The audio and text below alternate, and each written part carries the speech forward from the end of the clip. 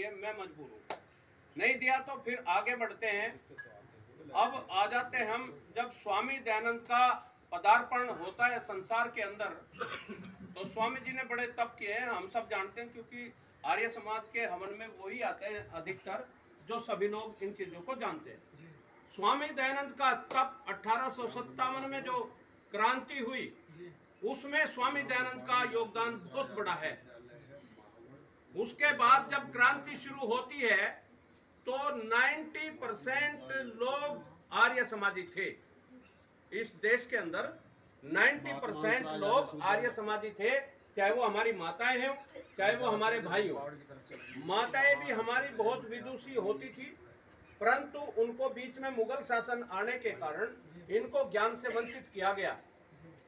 अंग्रेज आए, उन्होंने ज्ञान तो दिला, लेकिन अपनी मोनोपोली चलाई और हमारे अधिकारों को छीन करके मुगलों को देना शुरू कर दिया, जिसके कारण देश हमारा, प्रॉपर्टी हमारी, सब कुछ हमारा होते हुए भी हमसे छीन करके उनको पाला पोसा जाने लगा।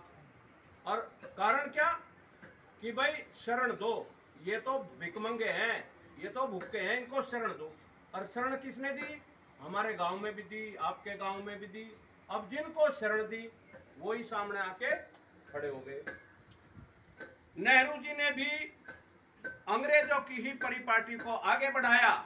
मणिपुर में यदि ये कांड हो रहे हैं तो वहां पर नागा और कुकियों को ईसाई बनाने का काम, इसमें सहयोग नेहरू का 100% रहा है।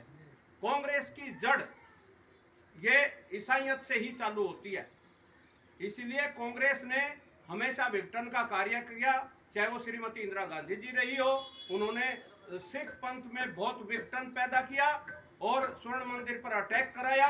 उसके बाद में जब वो मर गई 31 अक्टूबर को 84 में, तो उसके बाद 2 दिन सरदारों को खुला जलाया गया। तो कांग्रेस तो न्याय कभी आपके साथ कर ही नहीं सकती।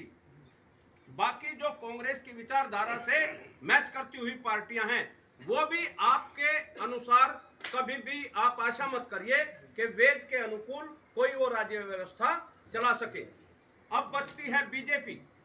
बीजेपी ने कुछ कार्य वेद के अनुकूल किया है, इसीलिए हमारी अखिल भारतीय राज्य सभा मोदी जी के समर्थन में समान नागरिक संहिता के पवित्र आंदोलन को आगे बढ़ाने का कार्य कर रही है।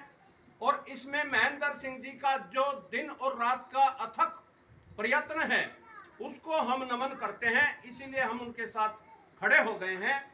और साथ में भाई दीपक जी जो अपने बम्बावड़ वाले हैं, इन्होंने गौ संवर्धन की जो बात की है, गौ संवर्धन का विषय भी श्री महेंद्र सिंह जी आर्य ने काफी एक ताकत के साथ अपने इन मांगों में सम्मिलित किया है।